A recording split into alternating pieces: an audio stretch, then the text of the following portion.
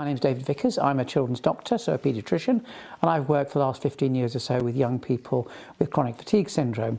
But more recently, I've become part of the team who's supporting young people who have long COVID. So it's great to meet you this evening. I'm looking forward to trying to answer your questions. Hi, I'm Amber. I'm volunteering with Young Healthwatch. My first question is, what are the symptoms that young people experience who have long-term COVID, and how long is it likely to last? I mean, that's a really good question. I think long COVID is a new condition.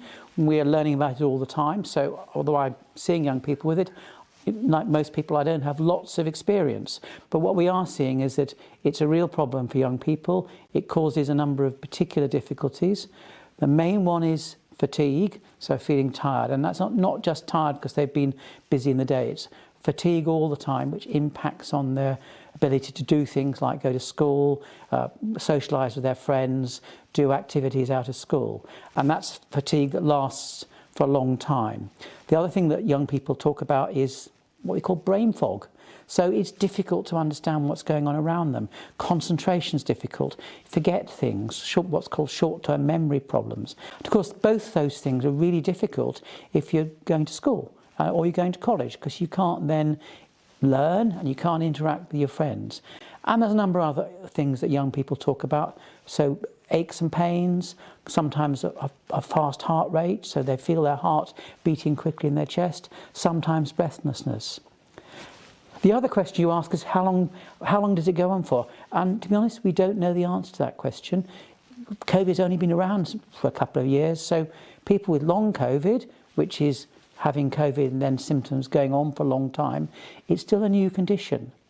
What we do know from people who've had similar conditions, like chronic fatigue syndrome, is that young people get better. So what we say to young people who come to our clinic is the likelihood is you'll get completely better, but it's going to take a little while. In your experience, does the vaccine reduce the effect of long COVID? That's another really good question. We don't know the answer to that. What we do think is true, however, is that having the vaccine makes it less likely you'll get long COVID. So people who've had the vaccine and also have had COVID seem less likely to go on to get longer term symptoms. So having the vaccine is a good thing to protect you against getting long COVID. What does long COVID prevent young people from doing? Well, I think it affects all parts of life. So if you're going to school, the first thing it affects is your ability to go to school. So sometimes people are not able to get into school at all. Other people get into school part-time, or they manage to get into school all the time, but they're not doing anything else outside school. So often what we hear is, I go to school, I come back, I'm absolutely exhausted, wiped out, I go to bed, I go to sleep, I do nothing at weekends. And that doesn't sound like much of a life for somebody if all you can do is do education. I heard the vaccine cause autism in young people. Have you seen this in any of your patients? Absolutely not. And I think that's a really important thing to be clear about. Nobody has suggested that the vaccine could cause autism. You probably remember that a few years ago there was a lot of anxiety about what's called measles, mumps, rubella vaccine, MMR, causing autism. And we're really clear that that vaccine did not cause autism. And we've had nothing to suggest that this vaccine causes autism either. It does have some side effects, we know about that.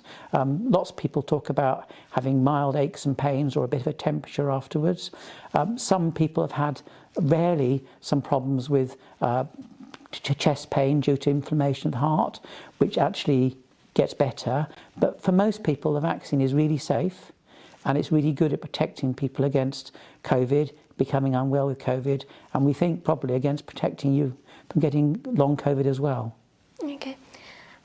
What advice would you give to a young person deciding whether to have the vaccine? Well, I think that the first advice I give is to have the vaccine, but also to make sure that you understand the benefits of the vaccine and why you're having it.